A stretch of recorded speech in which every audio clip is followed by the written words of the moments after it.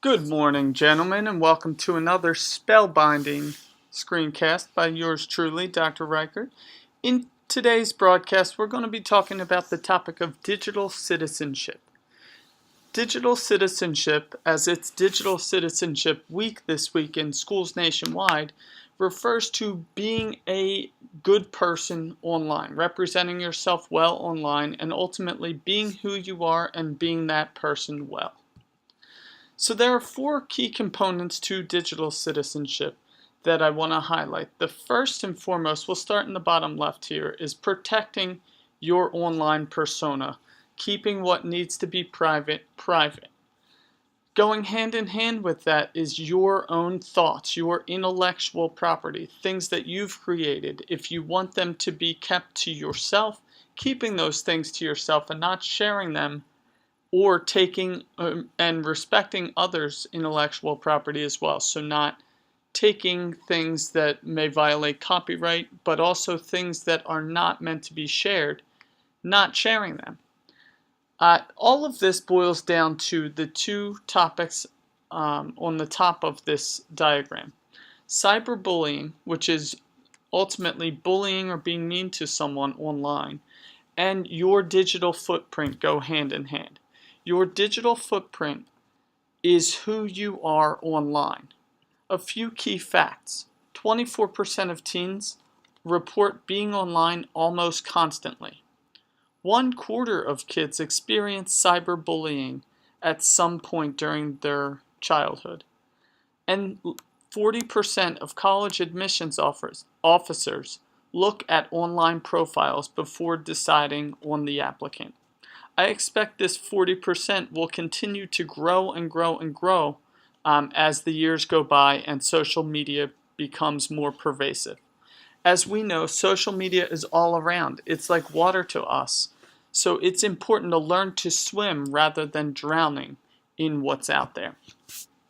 As the great Thomas Jefferson said, whenever you do a thing, act as if the world is watching. So this really hints at representing yourself as if everything were public that you did online, whether that's sending a tweet, posting an Instagram, or snapping something.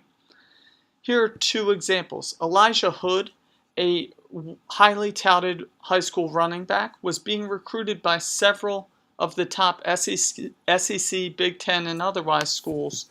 Ultimately, as he committed to Notre Dame, he also got his Vine account up and running.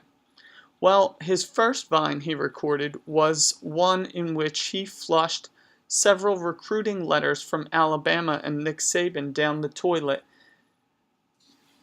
He woke up the next morning and saw that he was the lead story on SportsCenter, and that had angered many Crimson Tide fans. The second example coming in this last World Cup is the now famous example of the Belgian supermodel whose sponsorship was dropped after she posted a picture on Facebook of herself hunting and saying, "Time to hunt Americans today," referring to when Belgium played the US in the World Cup. All of these could be because of the online disinhibition effect. Essentially, what that is when online, we feel disinhibited, or we feel it's easier to do things. In essence, we have a screen between us and the people who may view this, so we don't think twice prior to sharing. Thomas Paine once said about character, "It is much easier kept than recovered." So it's important to keep that in mind when referring to your digital identity. It's much easier to uphold yourself as someone of good character rather than trying to repair a reputation once damaged. One key principle to follow would be do not vent online. Nowadays, we see this happening almost on a daily basis, whether someone is sending tweets that are offensive or that are protesting something. It definitely shows immaturity to take your fight public on the internet. Once it's posted, it's definitely permanent. There are ways to take a tweet down, but it is a matter of public record, and it is something that there are dedicated groups out there to storing every web page on the internet. The internet is absolutely permanent. So in essence, deleting something isn't really deleting something. It's important that before you post, you think about it. Let's use the acronym THINK. First, is it true? Is it helpful? Is it inspiring? Most importantly, is it necessary? And lastly, is it kind? Once what's out there, it is permanent and is public. When digital, everything is public. It can be captured and shared. So what image do you want to project? With shared items, there's an obligation to respect others' privacy. The question I want you to consider is, would our behavior change if we acted as there was no delete option? Think about the digital footprint that you're leaving. Is it something that's representative of your true person? Pause before posting. PPP it. When you pause, consider these 3 questions. First, who is the intended audience? Second, can anyone beyond your intended audience see this post? And thirdly, can your post be taken a different way if read by someone who is not attuned to your intention? You cannot read intent, but you definitely can misconstrue someone's intent once reading what they've put online. A few keys to follow. You want to keep things private. What is meant to be private should stay and remain private. There are many options out there for sharing things publicly. For example, a lot of the apps now allow you to geotag your location. In other words, mark where you're posting this from. So for example, I am posting this from my office. It's important you do not geotag your post because in essence you are sharing where you are currently with the world. Don't post your full name.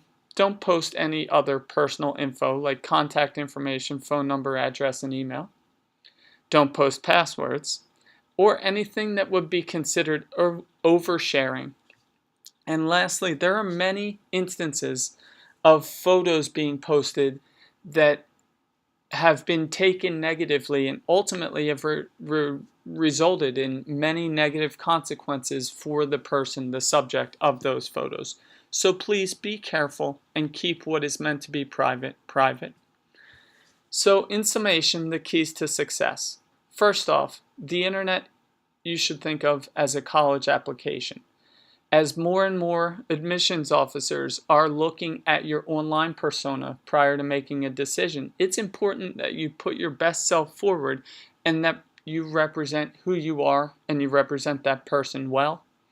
Secondly, act online as if everyone is watching. Lastly, be who you are and be that well. Now for a quick activity. I want you to spy on yourself. See what's out there about your online persona. Do this in 2 realms. First, Google yourself.